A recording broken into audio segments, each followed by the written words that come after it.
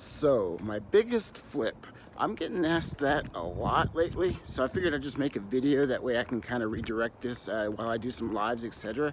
And y'all can come check this video out. I live in the NASA Clear Lake area, and that brings me a lot of memorabilia from the old school NASA people from the 60s and 70s. And if y'all think about that, that is a really hot item right now, BOLO item. If you can find the vintage old school NASA things, whether it be signed, autographed, models, I want to say that, anything that's been space flown with documentation to prove that, because you can't just claim that. But yeah, let's get into it. I'll tell you about the find and what I sold it for, and also some tips and tricks while y'all are out searching what to do, how I find things versus the competition.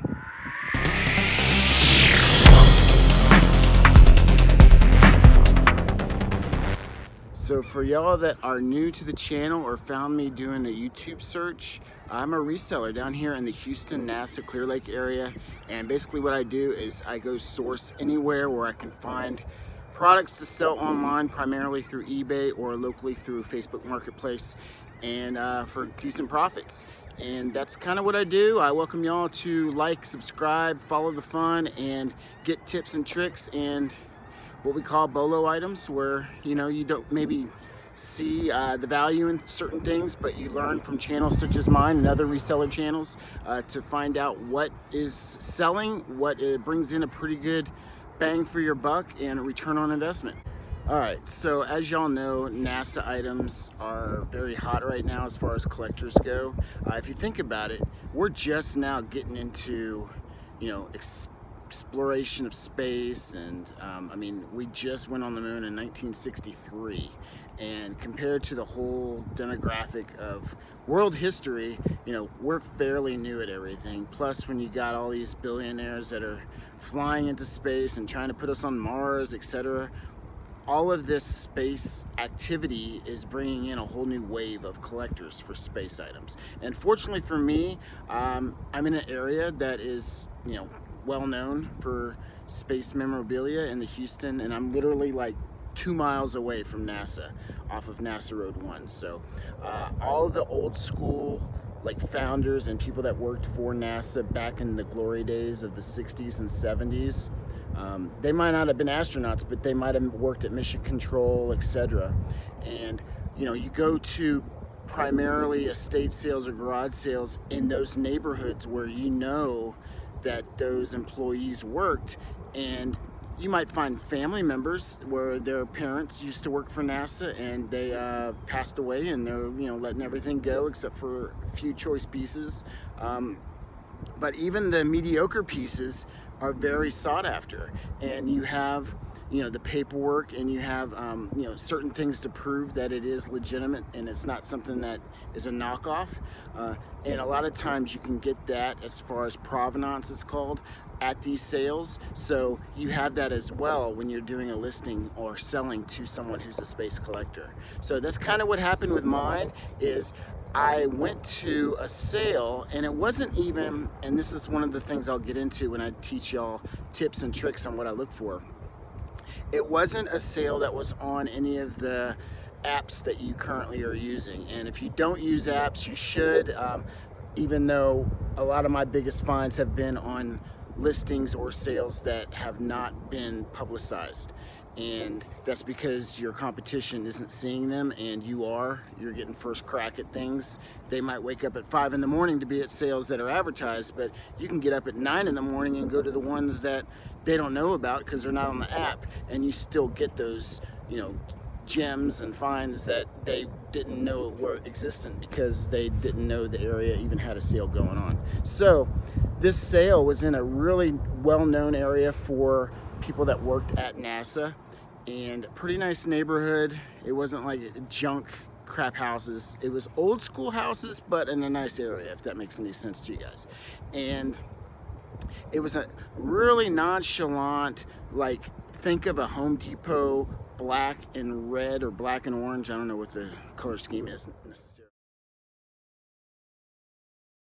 but you get the idea. One of those, $1.99 signs that you can buy from Home Depot or the dollar store to basically put on a corner on a wooden stake, and you just handwrite it with a Sharpie. And that's the kind of signs that I love, especially if it's a sign that you can tell is freshly written and it's not been something that's been recycled, like they might have had a sale 2 weeks ago and they're just putting out the same signs to sell the rest of their inventory off and purge. So a fresh sign, handmade on a sign that you could tell that they don't usually do garage sales, and it's maybe once in a blue moon that they ever have one.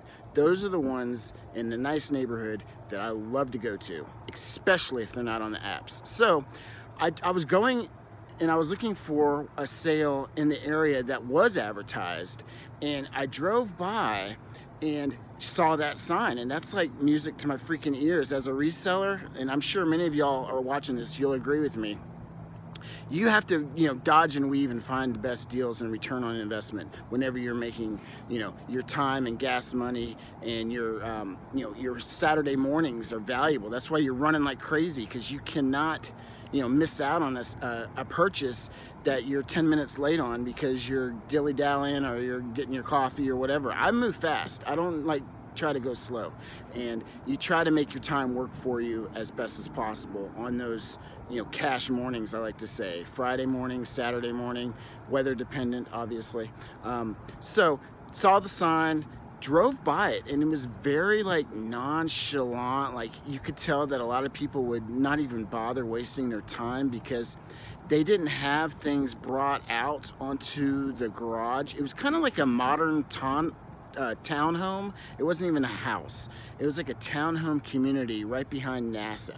And sure enough, they didn't have anything out on the garage. All they did was have their garage door pulled up, and then they had maybe 2 or 3 card tables, like the 8-foot card tables, laid out with things on top of them, and then some things on the shelf in the garage, and that was pretty much it. It wasn't like, screaming garage sale from the street, if that makes any sense to you guys. So, I said, what the hell, I'm gonna go just because of the sign. The math made sense to me to at least check it out, and I'm glad I did.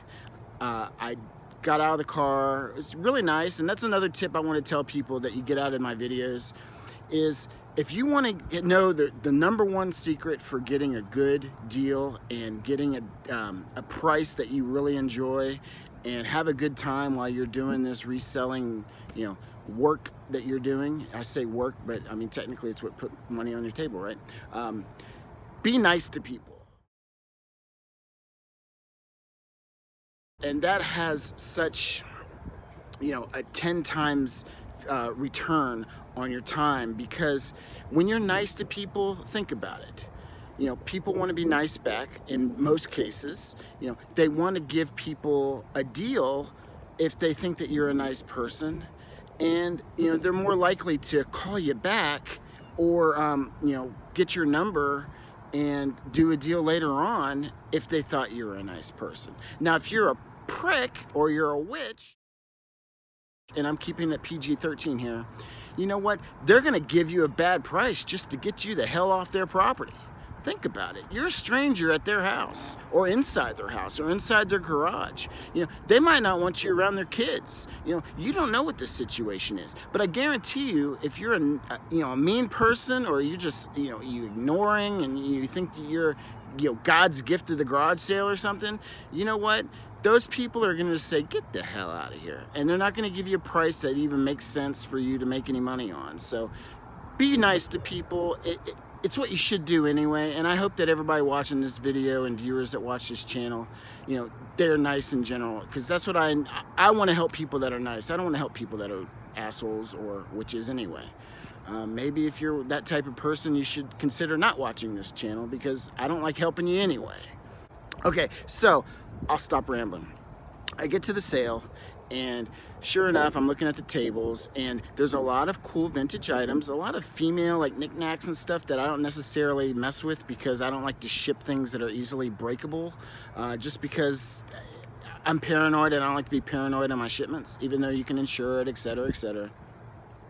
But there was on a shelf in the back of the garage like just some like paperwork and like some artwork. And for me, I like art. Like that just is something I always keep an eye out for. Well, it wasn't artwork, but it was like old NASA like photo print type things. They're called like lithographs. They're on like some like paper, and it had a print of like the old school 1960s Gemini, Apollo, those type of photos, etc. But what made this really cool was that these were not only just prints, but they had autographs. Like they had all the astronauts and people that were well known in the whole NASA community back in the 60s. They were legitimately hand-signed autographs, live. If you're an autograph collector, they were live autographs. So that means it wasn't like auto pen or facsimile, duplicate. They were actually, you could tell because the ink was different, and it was embedded into the actual print itself. You could tell they were real autographs. So I asked them, I was like, hey, what do you want for these? And they're like, oh, we're just trying to clear out space, so we'll charge you $1 each. And there was 3 of them. There was only one that had all the autographs, and there were 2 that were just like the prints with some information, and they were like the facsimile signatures. They weren't the real deal. But the one with the real signatures and autographs was the one that I knew that was, at least, I didn't know at the time how much it was worth. I just knew that it was worth some money. So sure enough, I couldn't pay $3 fast enough because they wanted $1 each. I gave $3, and I get home, and it didn't really hit me how good a deal that I had made until I start doing my research. And I didn't know, but Neil Armstrong, and now y'all are probably like, oh crap, you had a Neil Armstrong autograph? Because if you know autographs, you know Neil Armstrong is one of the most like rare and sought after autographs for autograph collectors. And that's mainly in part on a brief history. Neil Armstrong, when he went to the moon and came back, everybody was trying to make money off the guy.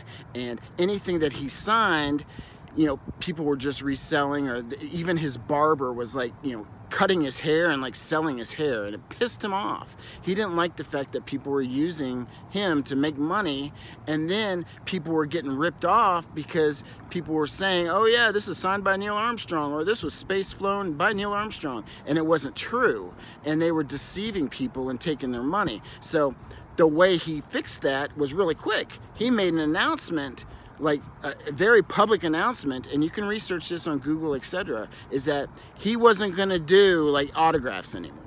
So he was going to fix the problem his own way, and he was going to say, hey, if anybody tells you it's autographed by me, it's BS, because I'm no longer doing autographs. So they're trying to rip you off, in other words. So the fact that he stopped being so proactive about autographing things really makes his autograph rare. All right, so long story short, I got an item that was live pin autographed by Neil Armstrong plus a bunch of other famous astronauts in the 60s. It was like a 11 by 14 like print, and I'm going to show you some of the pictures of it as well as the worth point. My sale on eBay is still posted and live on Worth Point.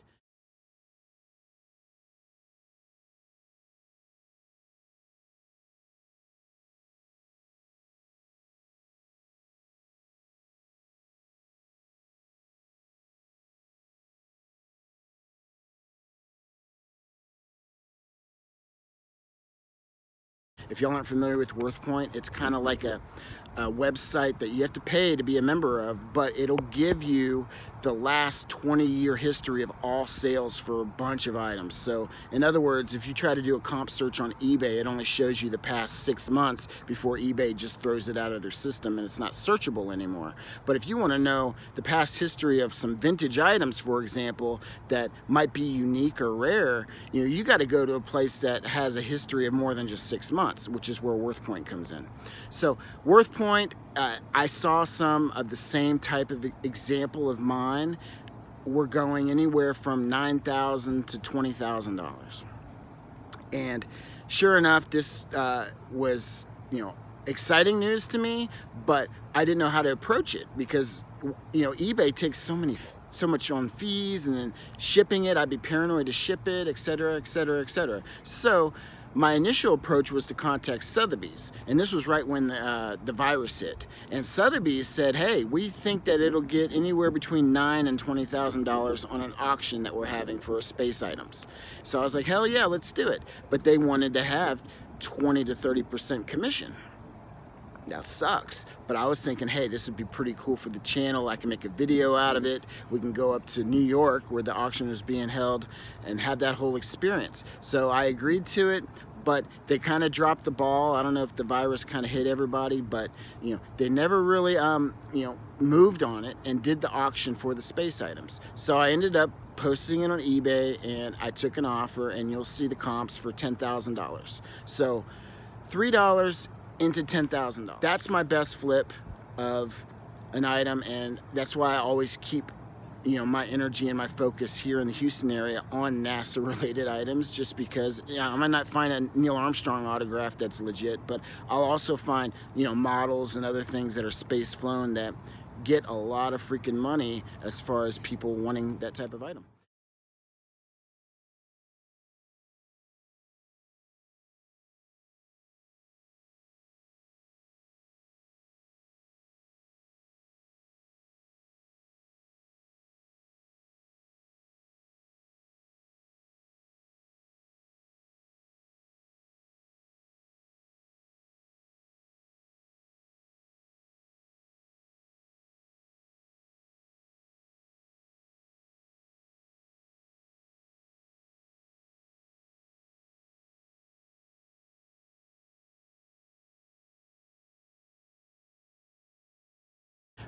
So what else did I want to say? Oh, the reason why I even got it in the first place was the gentleman who was having that sale, his wife used to be married in a previous marriage to a gentleman that worked at Mission Control in NASA Houston. And they used to give those all and sign them all to give to the employees in Mission Control. So he didn't give a crap about it because it belonged to the ex-husband of his wife. So he wanted it out of there. He didn't give a crap. So that's why, the history of how it came about and why it was legit and everything else. So I had that to go back on, and I had that provenance too for the buyer. They wanted to know how I acquired it, obviously, and I told them the truth.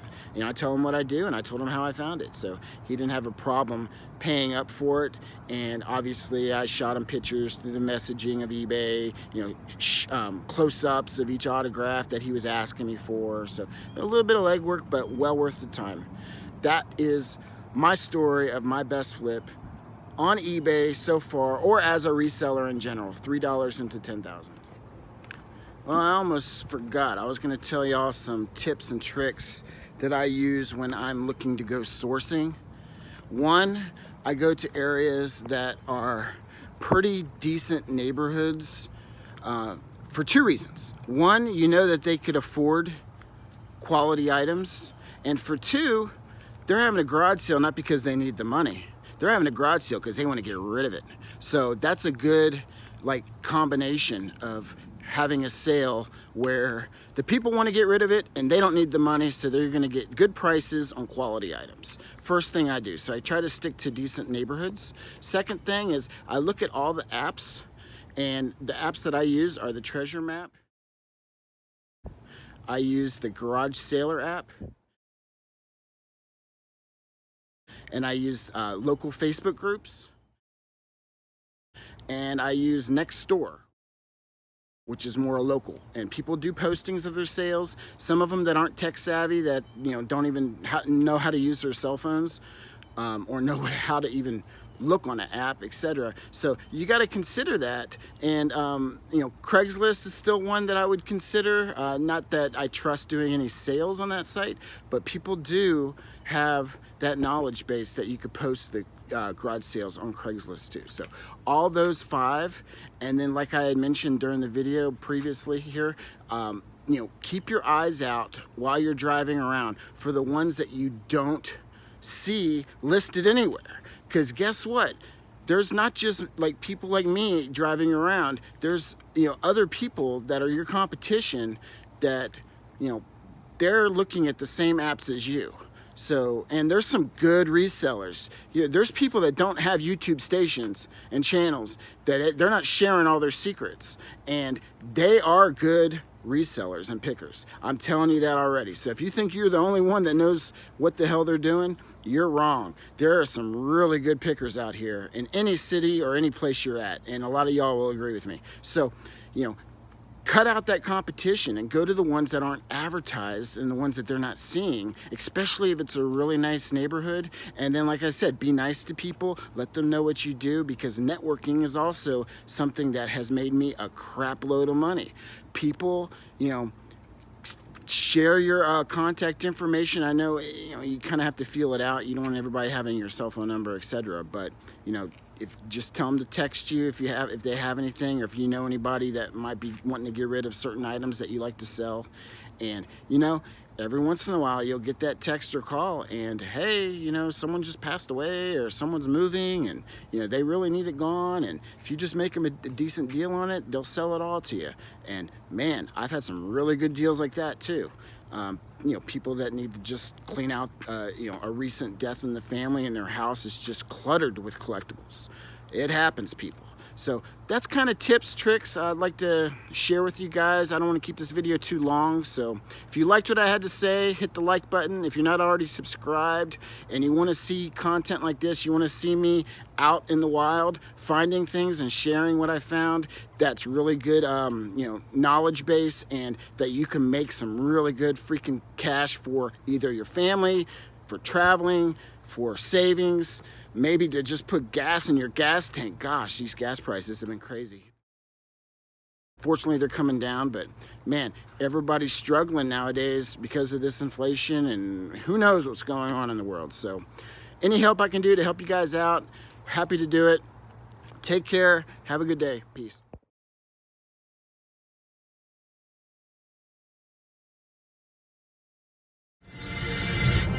So this